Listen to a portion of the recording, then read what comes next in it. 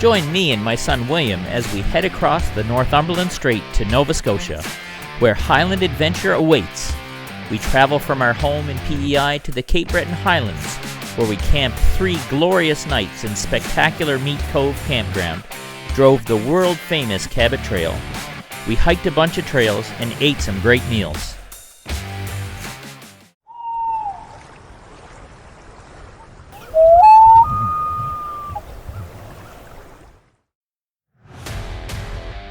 We had a great first day with our ferry ride from PEI to Nova Scotia, hiking a couple of trails in the park, and landing a campsite at the amazing Meat Cove campground.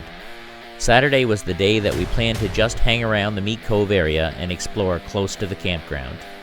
We didn't sleep very well as the ground we had to pitch on was quite sloped, but I seemed to be more rested than William was.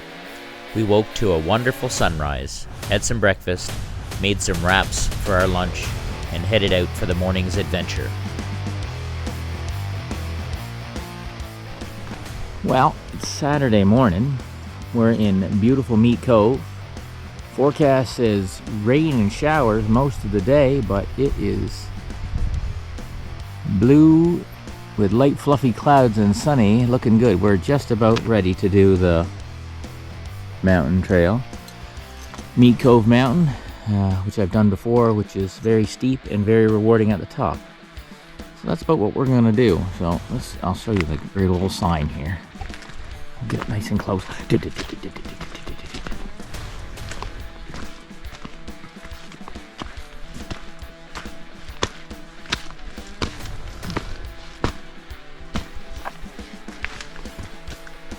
Mountain Trail. And it goes straight up the mountain.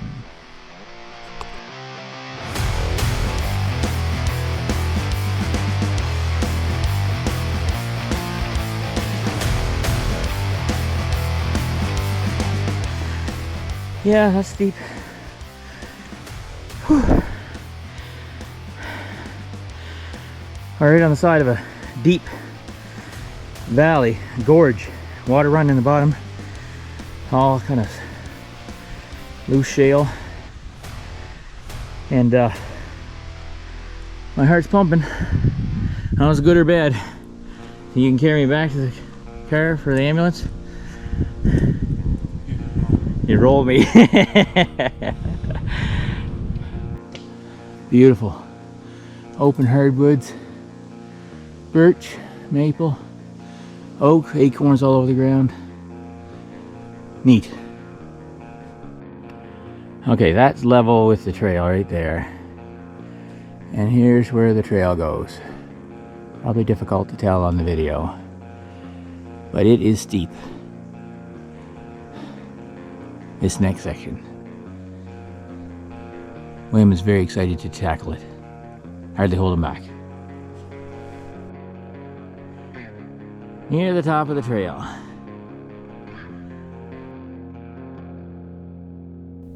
As you get to the top of the mountain trail, you travel through a short section of thick scrubby trees until the trail leads you out to this spectacular panoramic 360-degree view of the valley on one side and the ocean on the other.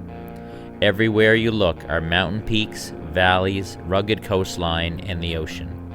The mountain has a maximum elevation of around 1,040 feet, which you climb in about 1.25 kilometers of trail. One website says the climb up averages at least a 45-degree slope, with some sections as steep as 65 to 70 degrees. All I can tell you is, it's steep and it's worth it.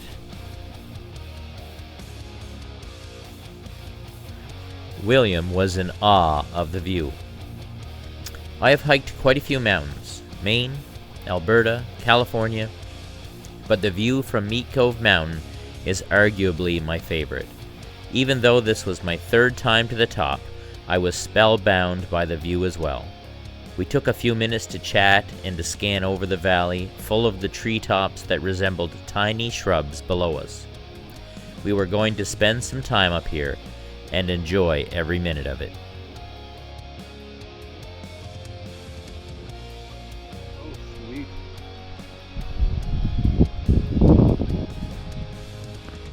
We found a massive blueberry patch up here. They're basically everywhere at the top, which we were told they were, but oh, look at the patch over there. Oh, look at this one, William. Like I said to William, the dangerous blueberries taste the best. The ones that are right on the side of the cliff. That's where we're heading.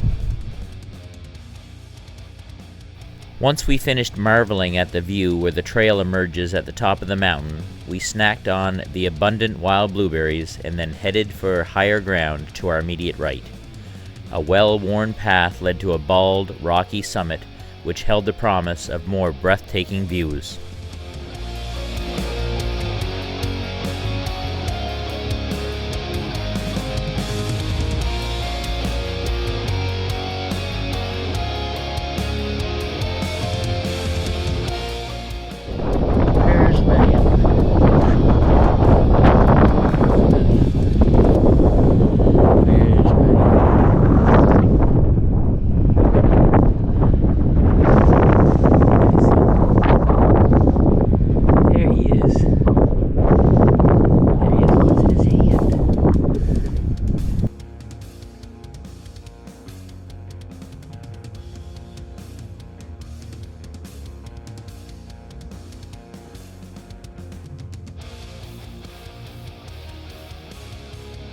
Perhaps he's eating blueberries. He'll be laying in the patch in a minute eating them.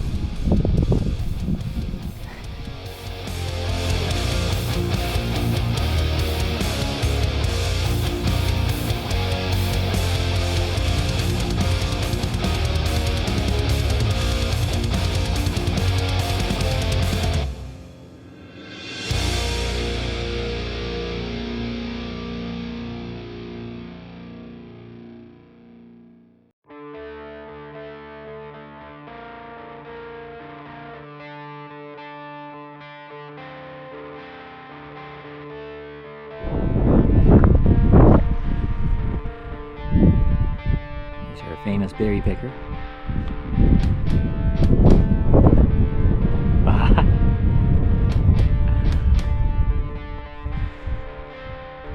There's the campground and little community of Mead Cove down below us. You can actually see our orange tent right in the corner in our campsite. I can see it from here. That's pretty amazing.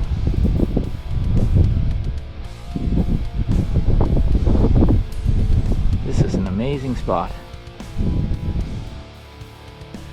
While William remained at the summit to eat more blueberries, I walked the side trail which led to a rocky outcrop with a great panoramic view of the river in the valley and the Mead Cove campsite area.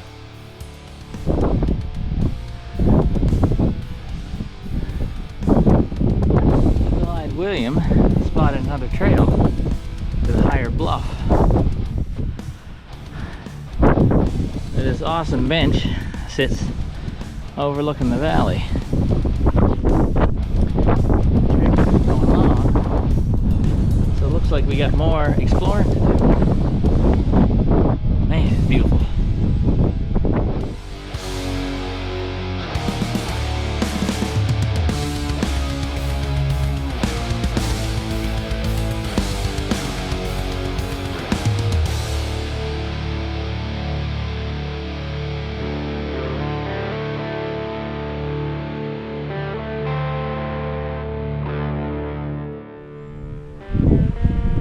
It seems the bears have enjoyed the blueberries as well. William, full of blueberries, decided to park himself on the bench and stare into the mesmerizing expanse of the valley with its river, trees, and mountainscapes. I trudged farther down the trail along the top of the ragged cliff face. On one side I could see the ocean cliffs and bays with the sea moving with its own life. On the other side I could peer down into the valley far below at the tiny treetops, wind-swept peaks of neighboring mountains, and the steep and ragged rocky cliff face at my feet.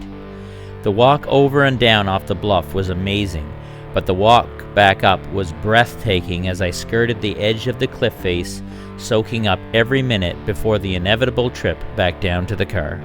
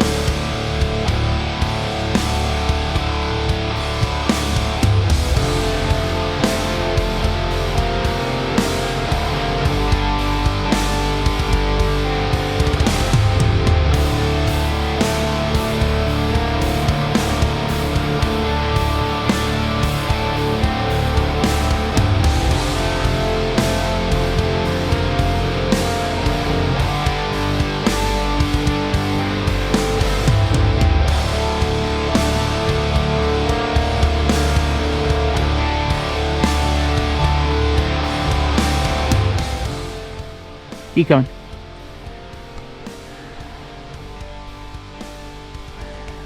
Going up was hard. Coming down is dangerous and slippery. I took a couple little skids, thank goodness for whoever put the rebar and the rope in there, because it's the roots are wet. Poured rain last night. The roots and ground are all wet and loose, and it is very slippery. There's William successfully making the voyage down. This is the steepest part right here, but there's another very steep section, not quite as steep or as long.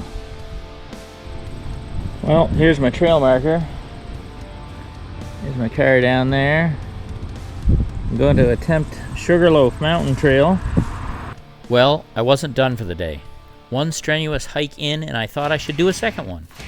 Wilkie Sugarloaf Mountain is the highest mountain in the Meat Cove area. It is another steep trail that doesn't mess around. With over 1,300 feet of elevation gain in around 1.5 kilometers of trail, you are well aware that you are climbing, and climbing fast.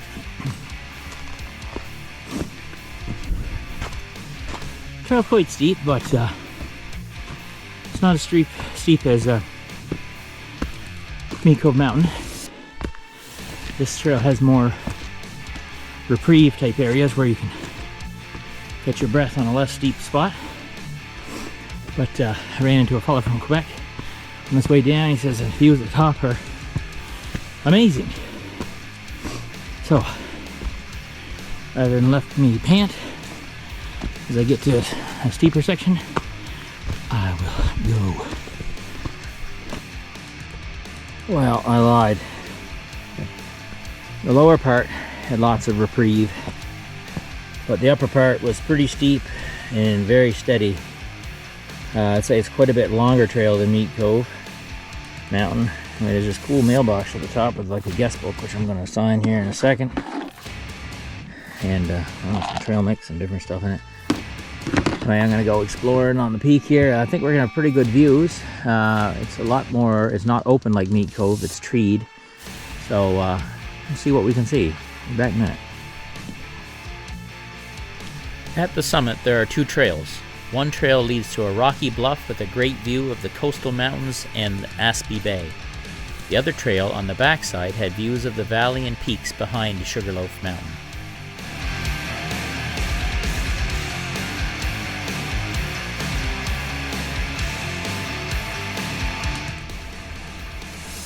Just come across this cool concrete base is covered in moss. And it's got a little pillar here. I'm not sure if what that signifies. If that signifies the peak or not.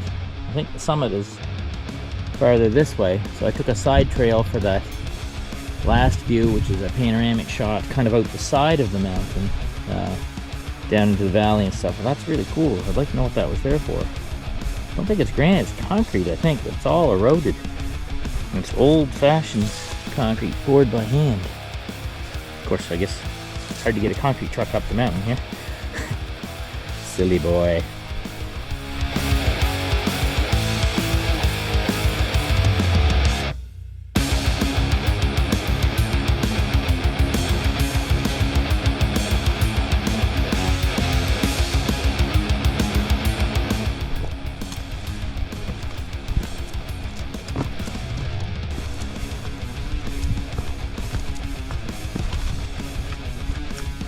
He's pretty steep. Not sure if you can tell that in the video or not, but steep, slippery roots. It's kind of narrow. This part's not too bad, but there's lots of narrow sections, branches and sticks to poke your legs. Got a good scratch here in one spot, bleeding a little bit. Anyway, we're on the way down. Alright, here's the beginnings of our fire. The wood is wet and it's all hardwood, which is nice once you get it going, but hard to get it going. So we're going to try some meatloaf tonight, the boy and I here. It's kind of an adaptation of my backcountry canoeing meal, so nothing is dehydrated, so I'm cooking up the ground beef. Whoops, pay attention to what I'm doing here. Got a pot of potatoes and carrots we're going to eat on the side. Got the sauce over there, crackers ready to go in, some tin foil. So if you watch my backcountry one, it'll be very similar. Alright, here's our mix. We put some mozzarella cheese, hamburger, crackers, ground beef, ketchup. It had been a tough day. We got a fire going and baked some meatloaf in the coals along with some fresh carrots and potatoes. Man, yours looks good. Oh, lost carrot. There's mine. Meatloaf and fresh veggies. Day 2 of our adventure was in the books, and the sun was rising on day 3. I messed up my knee pretty good climbing down Wilkie Sugarloaf, but more on that in part 3.